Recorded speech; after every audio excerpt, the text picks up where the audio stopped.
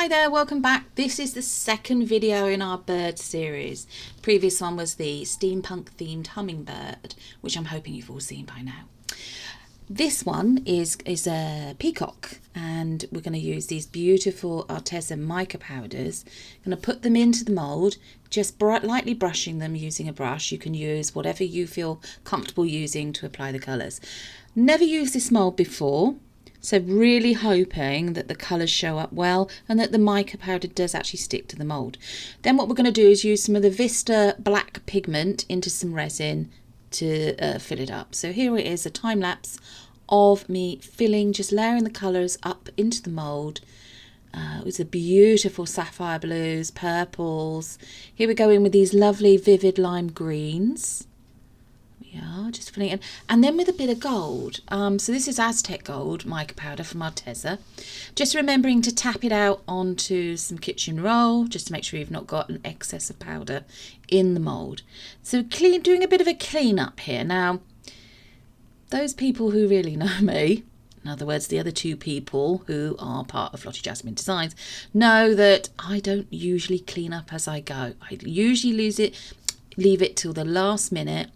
And then I do a big cleanup of a load of moulds that we've been using, and it usually ends up with me using soapy water. But in this particular instance, you can use wet wipes like I was using there, or you can put a tiny bit of isopropyl alcohol on it, on a bit of tissue or kitchen roll, and just apply that there. So as you can see, this is just a close-up of how the mica powder has gone into the mould. That's it from the other side.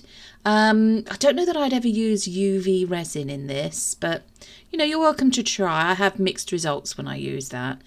So here we are. This is a Vista, I think it's Vista, or it could be Tea Expert resin actually. Tea Expert, my favourite at the moment. 1-to-1 mixing ratio. So we'll have mixed this for 3 minutes. Loads of bubbles in there at the moment. They do all degas, and we're just adding in a couple of drops of the black Vista pigment. It's always a little bit stubborn when it comes out, but I don't want to open up the nozzle too much, because otherwise you'll have an absolute pour through of the pigment, and that's not what I want. So here we go with this beautiful sapphire blue mica powder by Arteza. Lovely deep royal sapphire blue colour. And there we are, we mix it. Now we do mix it thoroughly. So you're just going to see next shot. So in this shot, it's thoroughly mixed. The black pigment by Vista just gives it a little bit of opacity. So it's no longer see-through, because sometimes it can be. Whereas just this bit sped up. Obviously take your time. Don't rush when filling the mould. There's a lot of detail in the mould. I'm just trying to persuade the resin to go out to the edges of the mould so it all fills up nicely. Just zooming out there a bit so you can see a bit more of what I'm actually doing. Obviously, as I said, this is sped up a little bit. We just need it to go just into the top of the head and the neck, and then up into the, I don't know if that's called a crown or a corn, I'm not sure. Anybody that knows can put it in the comments as to what that part on the top of their head is called. It always looks a little bit like a crown, I think. So this is 24 hours later, the following day, and it has set, and as you can see, bits of the mica powder had been left behind and have come up to the surface of the resin. So just carefully pulling the mould away from the resin, just pulling and pushing. That's it, pulling and pushing just gently. We've got a little bit of overspill on the head there, which can, you know, will tidy it up. There we go. It all seems to be coming out of the mould quite nicely. There's not a lot left in the mould there. That's obviously the wrong side, and this is now the reveal. Yep, we've got a bit of overspill there, which we'll just snip away. So wow, that has shown up the blue colours really nicely. Green's not there quite so much, and if you've seen a peacock with the peacock tails, the colours are a lot more vivid than that. I mean, the only thing that's come out particularly well is that little crown on the top of its head, and obviously its head as well there. So I think we're going to need a little bit of artistic license here.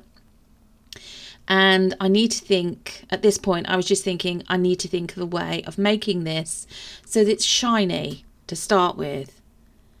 So here we are. What I've tried to do is brush over with some of the powders, and it's just not, it's not doing. I'm having exactly the same issue with this as I did with the hummingbird. I did do them both on the same day, so I'm doing the same process with the peacock as I have with the hummingbird. So this is just sped up. I'm adding some UV resin, almost like you would a clear gloss varnish. Now, I'm not saying you should use varnish, but add in a clear gloss varnish just to see if that would work. And all it's done is it's picked up, I mean, it has made it glossy, bit shiny. I also added in some gold mica, but then this is it after it's cured, and it's still not, it's just not floating my boat. The peacock doesn't look as beautiful as it could, and as I know peacocks to look, you know, with their display of feathers and so on. So we're going to use the metallic gold pen. And what I did is I actually put some in a separate plate, an artist's palette plate. Cool, try and say that. And then I'm using a very fine brush again, and I'm just adding in gold bits here and there. Yeah, and then decided to try and add some more just to highlight it. And I think this now looks stunning.